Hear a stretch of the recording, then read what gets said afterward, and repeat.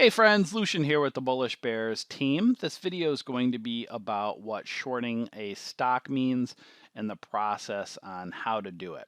So let's start off with talking about going long. So when you're a typical trader in general, when you go long, that means that you're buying a stock and then you're selling it. So you're buying low and then selling high, ideally for profit. So that's where you show positive shares in your account. So let's say, you bought 1,000 shares of, let's say, Apple, right? It's going to show plus a positive 1,000 shares in your account. Now, with shorting, you're taking a bearish position on a stock. And what you want to do is just borrow shares from your broker, which is an automated process. So if you're new to shorting, it's very simple. It's not scary. It's not hard to do.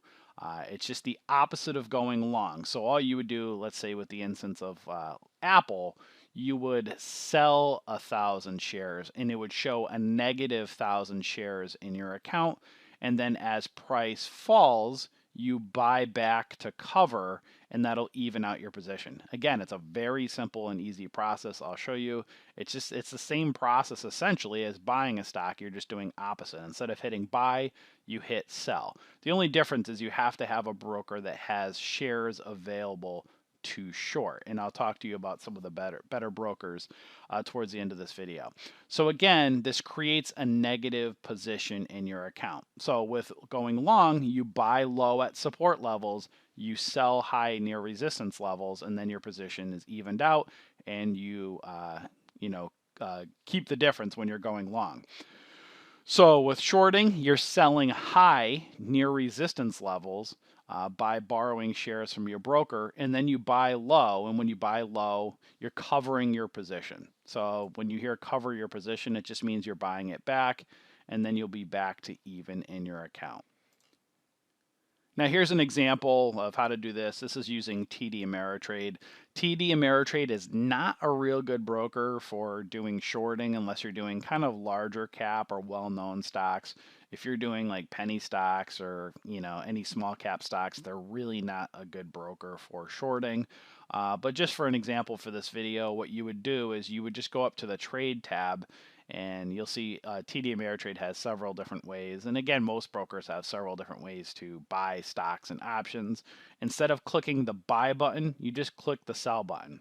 And you'll see right down there, it creates a negative position. So you're hitting sell, and you're going to go negative X amount of shares that you're going to enter into the trade.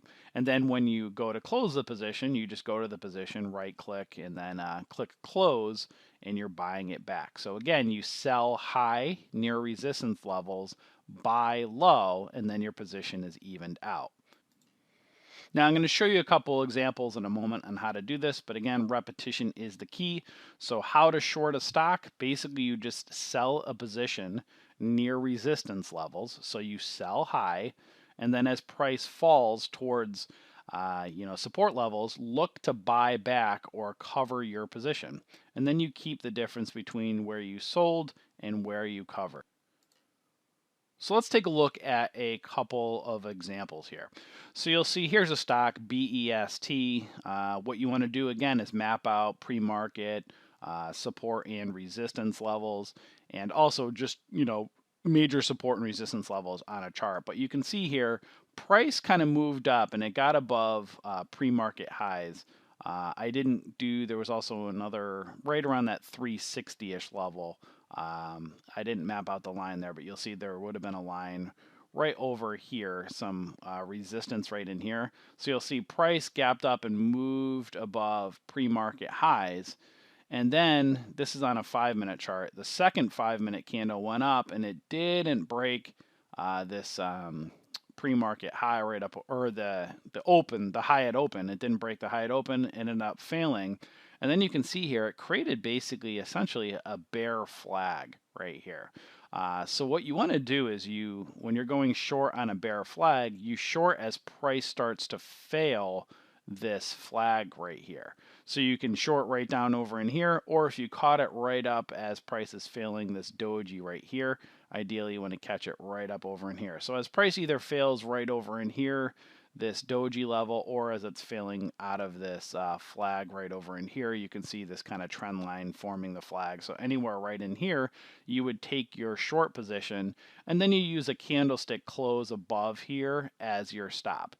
And as price starts to fail, you see here, this one allowed you to be in the position pretty long. You could have covered right down here. You could have stayed in here pretty much throughout the day. You can see price is staying below those moving average lines.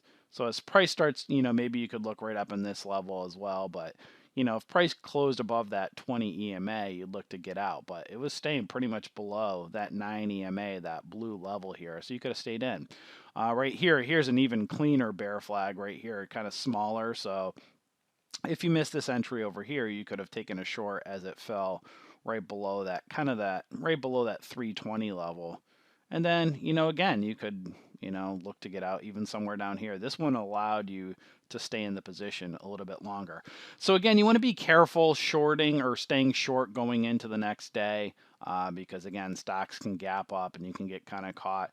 Not saying to not do it, just be very careful. You have to know like any trading style, you have to know what you're doing, but holding overnight could be risky at times. So just, again, be aware of what you're doing. Here's an example of another one that you could do for shorting here on reversals. There's several different ways to do shorting, but I was just kind of showing you a bear flag and kind of reversal candles near resistance. So here's one with SELB. You'll see kind of price moved up in the morning. You'll see it kind of created that channel, right? So you're connecting those support resistance levels, those channels. And as price kind of moved up near that angular resistance, you'll see they're not really tweezer tops. It's a combination of tweezer tops and bottoms, but you have those spinning top kind of candles, shooting stars, whatever you want to call them. There's basically reversal candles, right? Those smaller little reversal candles near resistance levels. So you'll see you had that second one there formed, and it kind of formed that base there just above that 270 level, so right around that 275. So as price starts to fail that support level right there, right around at the base of those two candles, that's where you would take your short position, right around that 270 level. And again, this is where you can determine, hindsight's 2020, right? Here's a chart and it shows, throughout the day what's happening. Like obviously it traded sideways, you could probably still have stayed in it. But obviously when you start seeing price fall or right around those green dots there, that's VWAP, and you can see there was several candlesticks there that held VWAP. So you basically look to cover right around that level. So again, you could short right near those resistance levels, and then you're covering your position near support levels. So here's a breakdown of just those two examples that we just showed. Let's say you took 1,000 shares of each of them, right?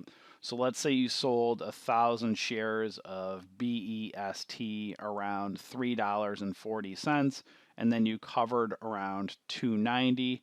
Your profit would have been $500. So let's go back and let's take a look, and I'll show you that on a chart. So again, going back to that best example, you can see right around that, let's say you got a little bit later of an entry, right around that bearish candlestick, right around 340, and then you covered, right around some point in that day around 290. If you sold 1,000 shares around that 340, you'd have a negative 1,000 shares at 340. Then you bought it back, so you would keep the difference of 340 to, let's say, 290. So that's 1,000 shares times 50 cents or $500.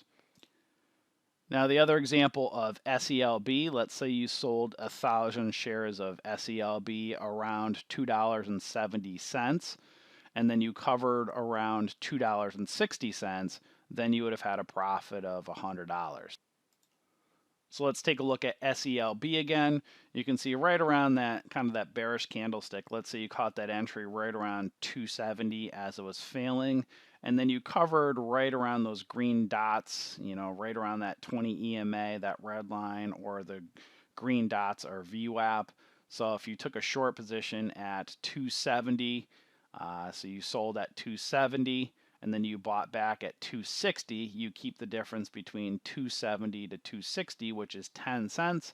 If you had 1,000 shares, that's 1,000 shares times 10 cents, or $100 profit.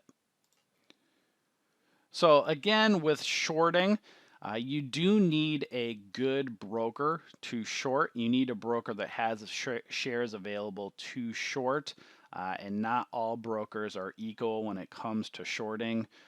So a lot of the big brokers, big name brokers, are really not that good. TD Ameritrade is not great for finding shares to locate, or they're called HTB, or hard to borrow. So you need to borrow, they have to have a good HTB, or hard to borrow list, and TD is not really good at that. So brokers such as Speed Trader is excellent. Centerpoint is excellent. They're the two top dogs for short locates. Again, you have to have higher minimums. So when I'm making this video, you have to have at least $25,000 in your account.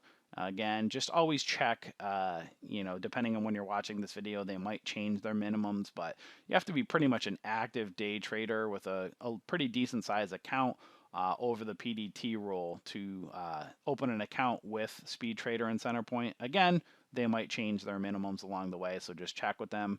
Interactive brokers, they don't have as high of a minimum as Speed Trader and Centerpoint, and they're actually pretty decent for locates. So Interactive Brokers is a good broker overall for shorting and just trading in general. So if you have over $25,000 for an account, Speed Trader and Centerpoint are really good. If you don't and it's less than 25, you have less than 25,000, then Interactive Brokers is a really good shorting broker. So if you want to learn how to short and just day trade in general, our trading community is a great place to learn. We teach how to day trade, short, do penny stocks, all that good stuff each day in our trade room. So it's a great place to come in, ask questions with other members, and talk to our mods, ask our mods. We teach this stuff live each day. We are not a pumping community. We don't pump and dump stocks to our community members. We teach and mentor and coach live each day in our room, so it's a great place to practice. So especially if you're new and you want to practice that, just day trading or just shorting, come in, practice trading our watch lists, practice shorting, right? Open up a virtual account, have a practice paper account, and practice live, right? So you can see things that, trades we're showing, both bullish and bearish each day. Practice taking those trades live in your paper account.